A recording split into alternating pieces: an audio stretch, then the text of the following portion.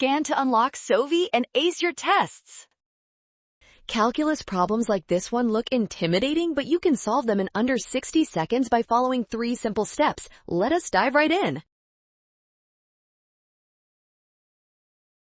First, rewrite the function using power rule notation. Differentiate each term with respect to x to find the slope function, ensuring you handle the negative exponent correctly. You got this. A relative extremum occurs where the derivative is 0. Substitute x equals 9 into our derivative expression and set the entire equation equal to 0 to prepare for solving. Boom!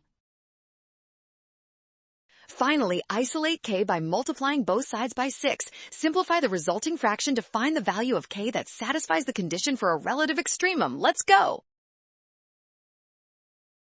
Nailed it! Scan the code. You can learn better with SOBI. Avoid skipping the power rule and sign errors. Always set f prime of x equals 0 and check your arithmetic.